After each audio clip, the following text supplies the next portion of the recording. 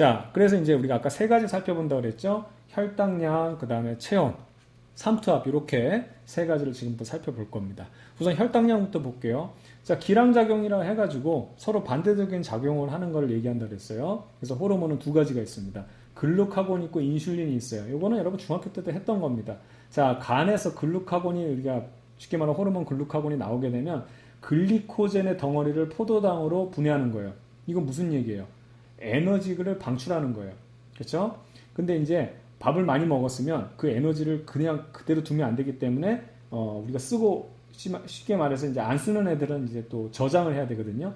그때는 인슐린이나 호르몬이 나와서 어떻게 돼? 포도당을 글리코젠으로 저장해 놓고 필요할 때는 글루카곤이 나와서 포도당으로 분해하고 밥을 먹어서 에너지가 충분히 많다 그러면 인슐린이 나와가지고 포도당을 글리코젠으로 바꿔놓고 그러니까 쉽게 말하면 은행을 하나 두고 필요할 때마다 돈을 저장해 놔서 입금하고 출금하고 입금하고 출금하고 그 내용이에요. 아시겠죠? 자, 그렇게 해서 작용을 하고 또 하나는 자율신경이 또 작용을 합니다. 그래서 교감이 활성화되느냐 부교감이 활성화되느냐 이렇게 해가지고 이렇게 조절을 하는 건데 우선 봐봐요. 호르몬이자 이건 이제 조절 중추 아까도 얘기했지만 간내 시상하부예요. 다 간내 시상하부예요.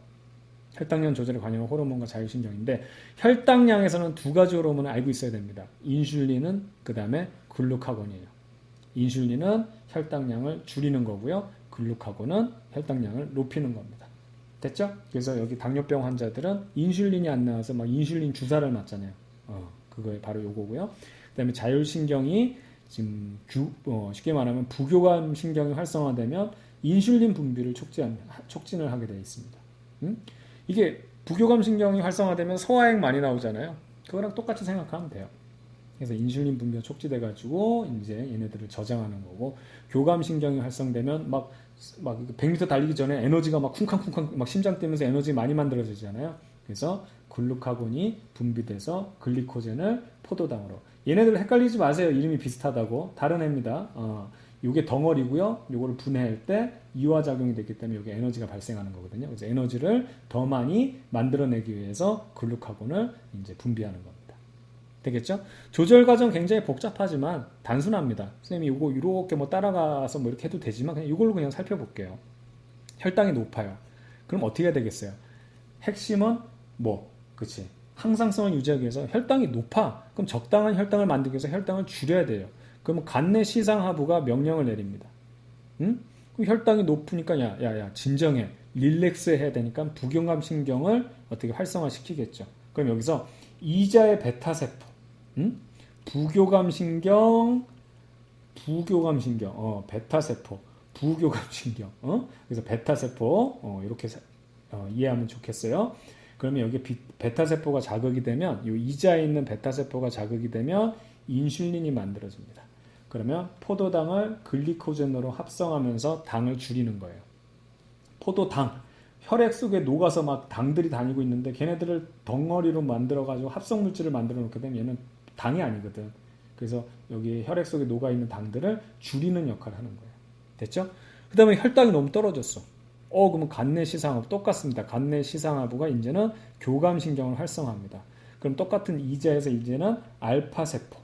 그쵸? 알파세포에서 글루카곤 혹은 에피네프린을 이제 발생을 해가지고 글루카곤이나 에피네프린을 발생해가지고 이제 이 덩어리로 만들어낸 애를 다시 혈액 속의 당으로 만들어주기 위해서 글리코젠을 포도당으로 분해한다. 이겁니다. 그래서 어렵지 않아요. 기본적인 핵심은 간내 시상하부가 중추가 되겠고 혈당이 높으면 부교감 신경이 활성화돼서 이자의 베타세포 그러면 어떻게 돼? 조금 고혈당이니까 인슐린 나와가지고 포도당은 글리코젠으로 만들겠다. 요거 하나만 알아두라고. 저혈당은 그 반대니까. 베타의 반대 알파고 부교감의 반대 교감이고 그리고 글리코젠을 포도당으로 분해하는 거. 그때 나오는 거는 글루카곤 아까 앞에서 우리가 살펴봤죠. 이렇게만 정리하면 됩니다. 되겠죠? 좋습니다. 자, 그 다음에 항상성 유지 두 번째로는 체온 조절을 살펴볼게요. 체온 조절도 똑같은데 여기서도 중추는 간내 시상하고 똑같습니다. 됐죠? 추울 때를 기준으로 할게요. 더울 때는 이거랑 반대로 하면 되니까. 그래서 체온 조절을 할 때 열 발생량은 증가시키고 열 발산량은 감소한다고 하는데 이게 말장난인데 잘 보세요. 추우면 막 몸 비비면서 열을 많이 만들어야 되겠죠. 그 열 발생을 높이는 거예요. 체내의 열 발생을 높여야지만 몸이 열이 자꾸 발생되니까 유지가 되는 거죠. 반대로 내 몸 바깥으로 나가는 열은 줄여줘야 되겠죠. 무슨 얘기인지 아시겠죠? 내 몸 속에 있는 열은 만들고 몸 밖으로 나가는 애는 줄이자. 이게 바로 추울 때 항상성을 유지하는 방법입니다. 그래서 호르몬은 어떻게 되냐면 티록신, 아까도 얘기했지만 티록신은 굉장히 중요한 호르몬이에요. 갑상샘에서 나오는 거. 세포호흡을 증가시키는 거예요. 그러니까 에너지를 막 만들어내는 거야. 에피네프린, 아드레날린, 막 코르티코이드 이런 것들. 그래가지고 다 세포호흡 증가시키는 애들이야. 그럼 어떻게 되겠어? 에너지가 막 만들어지니까 거기에는 당연히 열 에너지도 있겠지. 그래서 열 발생이 된다는 거. 반면에 발산을 줄이는 건 뭐냐면 신경에서 교감신경을 활성화합니다.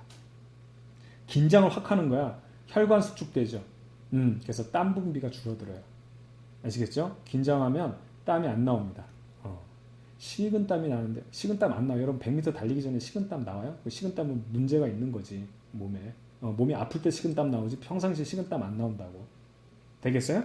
좋습니다. 그래서 땀 분비를 줄여서 열 발산하는 걸 줄인다. 이렇게 체크하면 돼요. 굉장히 복잡해 보이지만 핵심은 간내 시상하부가 저온 자극을 받았다. 그러면 호르몬 쪽을 보게 되면 어떻게 갑상샘과 부신 거칠에서 티록신, 코르티코이드, 그 다음에 뭐 에피네프린 이런 애들이 해서 물질대사 촉진해서 에너지 만들어요. 열 발생을 증가해서 체온 상승을 하게 되고 상승하면 뭐해? 밖으로 더 나가면 안 되지. 그때는 신경 중에서 교감신경. 그러니까 이제 호르몬과 신경이 같이 작용하는 거야. 교감신경을 활성화해서 피부 근처 혈관을 수축하고 그래서 열 발산량이 감소하는 겁니다. 되겠죠? 그래서 더울 때는 이걸 반대로 하면 돼요. 열 발생량은 줄이고 요거를 줄이고 열 발산량은 증가한다. 더울 땐 땀 많이 나는 거지.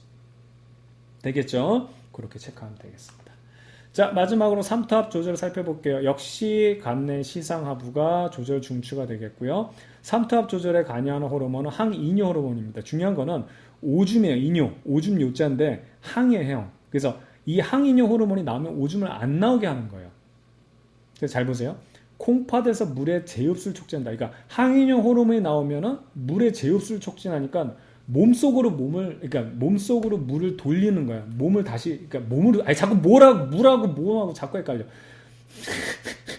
물을 내 몸으로 다시 돌리는 거야. 바깥으로 쉬해서 나가는 게 아니라 이 물을 내 몸으로 다시 돌려버리는 거예요. 그래서 ADH, 그래서 항이뇨 호르몬이 나오면 오줌으로 나온 게 아니라 물을 몸으로 다시 재흡수를 한다. 재흡수를 촉진한다. 이겁니다. 내하수체 후엽에서 분비되고요. 표적기관은 콩팥이 되겠죠. 아시겠죠? 이 호르몬이 나오면 콩팥이 명령을 받아서 오줌 내보내지 마. 네, 알겠습니다. 이렇게 하는 거예요. 됐죠? 삼투압 조절 과정 한번 살펴볼게요. 체내 수분량과 혈장 삼투압에 따라 내하수체 후엽의 항이뇨 호르몬의 분비량이 결정된다. 이거예요. 조절이 된다 이겁니다. 만약에 삼투압이 높다. 몸 안에 물보다 소금기가 더 많다는 얘기거든. 물이 부족하다는 얘기예요. 그럼 여기에 항이뇨 호르몬을 촉진시킵니다. 오줌으로 내보내지 말란 말이야 하고 명령을 하는 거예요. 그럼 콩팥에서 물의 재흡수량이 촉진이 되기 때문에 체내 물의 양이 증가돼서 쉽게 말하면 이게 몸이 짜져 있을 때 물이 이제 나가지 않음으로 해서 조금 더 이게 그 오줌의 그 양은 당연히 감소되면서 어떻게 되냐면 몸의 삼투압이 이제 유지가 되는 거죠. 그래서 혈장 내 삼투압이 감소한다. 낮은 삼투압이에요. 그럼 몸이 너무 싱거워진 거야. 그러면 어떻게 돼? 이 ADH가 쉽게 말하면 항이뇨 호르몬이 나오면은 오줌을 못 싸게 하니까 몸이 너무 싱거워. 그럼 물 좀 버려야 돼. 그래서 이 항이뇨 호르몬을 억제합니다. 그래가지고 물의 재흡수량을 감소해서 그냥 야 오줌 좀 내보내 이렇게 하는 거예요. 그래서 체내 물의 양 감소, 오줌으로 나오기 때문에 그래서 오줌의 물의 양 증가. 그래서 다량의 오줌이 나가서 혈장 내 삼투압이 증가해서 조금 더 짜지게 만드는 거예요. 그래서 그거를 일정하게 유지하는 이 과정을 삼투압 조절이라고 하는 겁니다.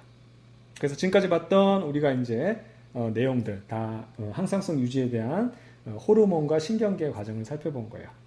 좋습니다. 여기까지 해가지고 1학기 기말고사 범위에 해당하는 내용들 선생님이 정리했고요.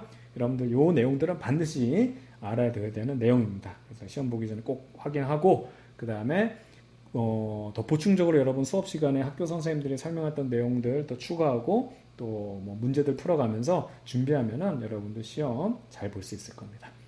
지금까지 고생 많았고요. 여러분들 시험 잘 보길 바라겠습니다. 선생님은 이제 2학기 중간고사 강의에서 또 만나도록 할게요. 자, 여러분들 수고 많았습니다.